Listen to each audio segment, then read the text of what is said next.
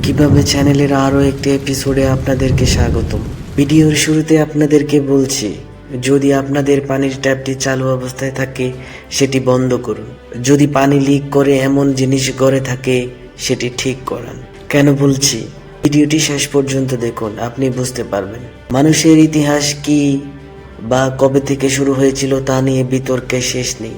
নতুন আবিষ্কার পাল্টে দেয় পুরনো ধারণাকে, পুরনো হয়ে যায় বিলীন। না, তা সবসময় সত্যি নয়। ইতিহাসের ক্ষেত্রে তো নয়, ইতিহাস যত পুরনো হয় ততই তার জৌলুস বাড়ে। প্রাচীন সভ্যতা মানে রহস্যে ঘেরা আদি মানব বসতি, তাদের সংস্কৃতি, রোমাঞ্চকর ইতিহাস, সব মিলিয়ে পূর্বপুরুষদের সম্পর্কে জানার প্রবল আগ্রহ। মায়া সভ্যতাকে বলা হয় রহস্যময় সভ্যতা। বহু বছর ধরে সমৃদ্ধ হওয়া এই সভ্যতা একসময় পতনের মুখোমুখি হয়। চাপা পড়ে যায় মায়া সভ্যতার ইতিহাস, পরে আবিষ্কৃত হয় আবার। মায়া সভ্যতার অবস্থান ছিল মধ্য আমেরিকায়। Mexico, Belize, Guatemala, El Salvador ও হন্ডুরাসের রেইন ফরেস্টের মধ্যে এটি অবস্থিত। বিলুপ্ত হওয়ার আগে বহু শতাব্দী ধরে বিকাশ ঘটেছে এই সভ্যতার। শহরগুলোর ধ্বংসাবশেষ, জটিল হায়ারোগ্লিফিক লিপি আর চিরায়ত রহস্যের মধ্যে আটকা পড়েছে এই সভ্যতার গল্প।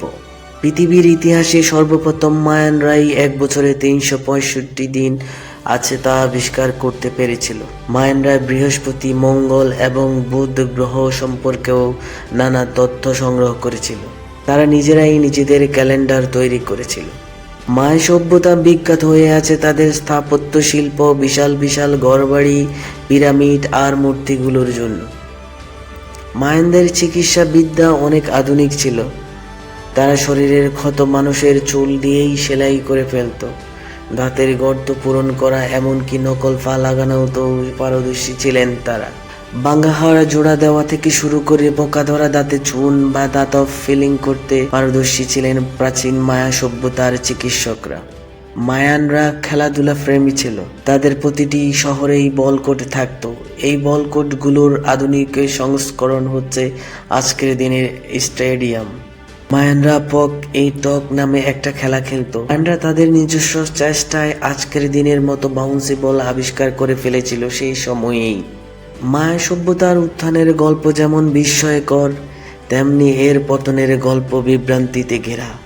মায়া নিয়ে সবচেয়ে বড় প্রশ্ন হলো, এমন উন্নত একটা সভ্যতার পতন হলো কেন? কেমন করেই বা পতন হলো? এই সভ্যতার পতন হয় নবম শতাব্দীর দিকে। পতন বলতে এই সময়ের মধ্যে সভ্যতার বড় শহরগুলো পরিত্যক্ত হয়। অধিবাসীরা শহরটি ছেড়ে চলে যেতে বাধ্য হন।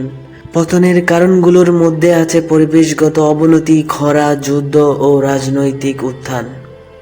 গবেষকদের মধ্যে এই নিয়ে বিতর্ক আছে, তবে এই কারণগুলো মিলেমিশে মায়া সভ্যতার পতন ঘটিয়ে ফেলে। প্রায় 600 বছর ধরে মায়ার লোকেরা ঐশ্বর্যময় সভ্যতা নিয়ে টিকে ছিল। কেউ কেউ দাবি করেন এই প্রাচীন শহর এলিয়েনদের তৈরি, আসলে মানুষই এই শহরের কারিগর। কাঠামোগুলো বেশ আধুনিক, প্রায় 1500 বছরের পুরনো, তাই স্থাপত্যগুলোকে এলিয়েনদের কীর্তি মনে হয়। এত আগে এত আধুনিক অবকাঠামো নির্মাণ সত্যিই বিস্ময়কর। বর্তমানে কিছু অবকাঠামো রেইন ফরেস্টের উঁচু উঁচু গাছপালার আড়ালে টিকে আছে। মায়া সমাজে নরবলির প্রচলন ছিল। বছরে প্রায় 50,000 বলি দেওয়া হতো। তাদের অধিকাংশই ছিল মায়াদের বন্দী। সংকট থেকে পরিত্রাণ পেতে নবম শতকে বলির পরিমাণ বেড়ে গিয়েছিল। প্রচুর রক্ত দিয়ে দেবতাকে তৃপ্ত করা ছিল নরবলির উদ্দেশ্য। পতনের পেছনে অত্যাধিক নরবলি একটি কারণ। 1960 সালে যখন বর্ষাকাল থেকে আবহাওয়া পরিবর্তন ঘটে, শুষ্ক হয়ে পড়ার পর রাজার প্রভাব প্রতিপত্তিতে ধস নামে। প্রাকৃতিক সম্পদের স্বল্পতার কারণে শুরু হয়ে যায় হানাহানি। মায়ের উত্থানের পিছনে যেমন কৃষির সাফল্য ছিল, ব্যর্থতার পিছনেও ভূমিকা আছে কৃষির। তীব্র খরার সময়ে কৃষি জমি তৈরির জন্য মায়েরা ব্যাপকভাবে বন উজাড় করে। খাদ্যের ব্যাপক ঘাটতি দেখা দেয়। 900 সালের দিকে খরার কারণে মায়া রাজাদের রাজনৈতিক পতন ঘটে। তবে মায়া জনগোষ্ঠী আরও 1 শতাব্দী পর্যন্ত টিকেছিল। কিন্তু 1000 থেকে 1100 সালে প্রচণ্ড খরার কারণে পুরো মায়া সভ্যতারই পতন ঘটে।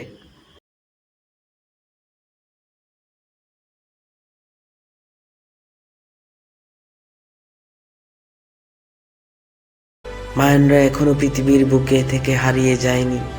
ওদের পূর্বপুরুষদের স্থাপনাগুলো যেমন সগৌরবে এখনো দাঁড়িয়ে আছে পৃথিবীর বুকে বিশ্ব ঐতিহ্যের অংশ হয়ে, তেমনি এখনো মধ্য আমেরিকায় প্রায় 60 থেকে 70 লাখ মায়ান বাস করছে নিজেদের সংস্কৃতি ও ঐতিহ্য বজায় রেখে।